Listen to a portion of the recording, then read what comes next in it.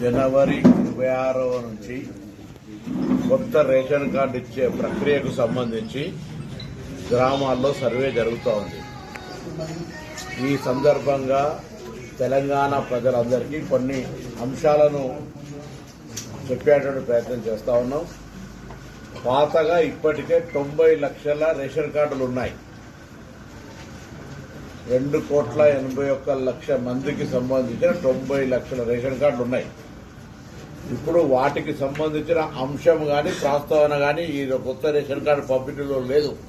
So 90 లక్షల మందికి సంబంధించిన అంశం చర్చకు రాదు. ఇందులో కొత్తగా ఎవరైతే గత 10 సంవత్సరాలుగా రేషన్ కార్డు కావాలనే ఆలోచనతో తిరుగుతూ ఉన్నారో, కొత్త కుటుంబాలుగా ఏర్పడ్డాయో, పెళ్లిలై పిల్లలై, లేదా ఈ ఇంటి బిడ్డ ఆ ఇంటి కోడలై, ఈ విధంగా లేదా ఈ ఊరాని ఇంకా ఊరికి పోయి అట్లా కొంత మార్పులు చేర్పులకు సంబంధించిన అంశం కావచ్చు, లేదా అర్హత ఉండి, మళ్లీ చెప్తాను స్పష్టంగా, అర్హత ఉండి కొత్త రేషన్ కార్డు రానటువంటి వాళ్ళందరికీ 10 సంవత్సరాలుగా కొత్త రేషన్ కార్డు కావాలి, నాకు అర్హత ఉంది, ఈ ప్రభుత్వం ఇస్తలేదని నిరాశపడ్డ వాళ్ళందరికీ శుభవార్త. వాళ్ళందరికీ జనవరి 26 వరకు ఇవ్వాలి.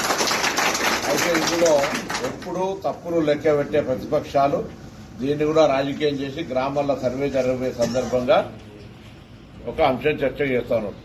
ఇప్పుడు పాత రేషన్ కార్డు, కొత్త రేషన్ కార్డు గ్రామ సభలలో ఎప్పుడైనా ఎవరైనా పెట్టుకొని చర్చ చేసుకోవచ్చు. ఎలిజిబిలిటీ రానులు ఎవరైనా ఉన్నా కూడా మళ్ళీ చెప్తాను, రాష్ట్ర వ్యాప్తంగా రేషన్ కార్డుకు అర్హత ఉండి రాకుంటే ఎవరైనా మీ సంబంధిత అధికారికి కానీ మీ దగ్గరలో ఉన్నటువంటి ప్రజాప్రతినిధికి ఏ నియోజకవర్గమైనా సరే మీరు విజ్ఞాపన పత్రం ఇవ్వచ్చు. దయచేసి అనవసరంగా ఎక్కడైనా పొరపాటున ప్రతిపక్షాలు రెచ్చగొడితే దయచేసి దానికి సంబంధించి ఎవరు కూడా అటువంటి రెచ్చిపోయే తప్పుడు సమాచారాన్ని స్వీకరించొద్దని కోరుతాను. మళ్లీ చెప్తాను, తెలంగాణ రాష్ట్ర మంత్రిగా తెలంగాణలో ఇప్పటికే 90 లక్షల మందికి రేషన్ కార్డు ఉంది.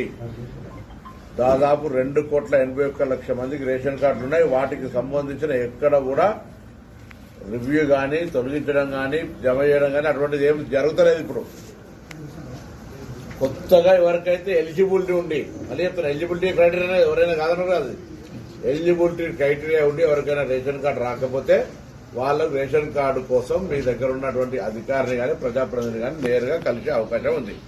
దయచేసి ఇలా కన్ఫ్యూజన్ అవసరం లేదు. ఎవరైనా ఏదైనా తప్పుడు సమాచారంతో దాన్ని విశ్వసించొద్దని కోరుతా ఉన్నా.